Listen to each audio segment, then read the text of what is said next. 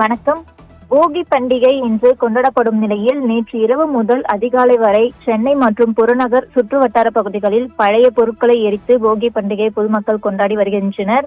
இதனால் சென்னை நகரம் முழுவதும் டெல்லியை போல மாறியுள்ளது. இதனால் குறிப்பாக சென்னையில் பல்வேறு பகுதிகளில் புகைமூட்டம் சூழ்ந்திருக்கிறது.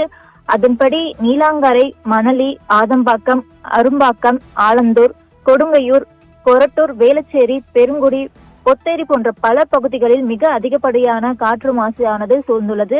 அந்த வகையில் சென்னை நகரம் முழுவதும் அதிகப்படியான அதாவது புகைமூட்டம் சூழ்ந்துள்ளதால் 300 மீட்டருக்கு அப்பால் இருக்கும் வாகனங்கள், கட்டிடங்கள் என எதுவுமே கண்ணுக்கு தெரியாத வகையில் அதிக அளவில் சூழ்ந்துள்ளது. இதனால் வாகன ஓட்டிகள் பெரிதும் அவதி அடைந்துள்ளனர். குறிப்பாக போகி பண்டிகை பொறுத்தவரை ஒவ்வொரு ஆண்டும் தமிழர் திருநாள் பொங்கல் பண்டிகைக்கு முதல் நாள் மார்கழி மாதம் இறுதி நாளில் கொண்டாடப்படும்.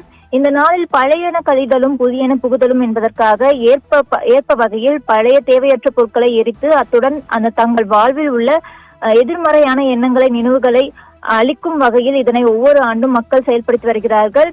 மேலும் எனவே இதற்காக தமிழ்நாடு முழுவதும் பல்வேறு மாவட்டங்களில் செயல்படுத்தி வருகிறார்கள். அதே போல சென்னையில் உள்ள பல்வேறு பகுதிகளும் நேற்று இரவு முதலே பழைய பொருட்களை பொதுமக்கள் எரித்து வருகின்றனர். இதன் காரணமாக சென்னை மற்றும் புறநகர் பகுதிகளில் அதிகப்படியான புகைமூட்டம் காணப்பட்டு வருகிறது. இந்நிலையில் காலை 7 மணிக்கு மேலாகியும் கூட தற்போது வரை மாசு நிறைந்த இந்த புகைமூட்டம் விலகாமல் இருப்பதால் மிகவும் வாகன ஓட்டிகள் அவதி அடைந்து வருகிறார்கள்.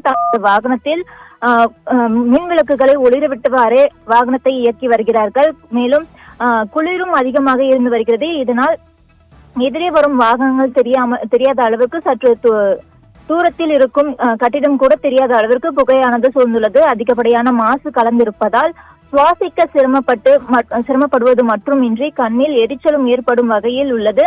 மேலும் இந்த போகி பண்டிகை ஏற்படும் புகை மூட்டத்தால் விமான சேவைகள் பாதிப்பு ஏற்படாமல் முன்னெச்சரிக்கை நடவடிக்கை எடுக்கப்பட்டுள்ளது. மேலும் இன்றானது 9 விமான சேவைகளானது ரத்து செய்யப்பட்டுள்ளது. மேலும் தெற்கு ரயில்வே ஆனது பல ரயில்களின் சேவையும் தற்போது வரை நிறுத்தி வைக்கப்பட்டுள்ளது. தொடர்ந்து சென்னை முழுவதும் இந்த காற்று மாசு சரியாக இன்னும் சில மணி நேரம் ஆகும் என்ற நிலை ஏற்பட்டுள்ளது.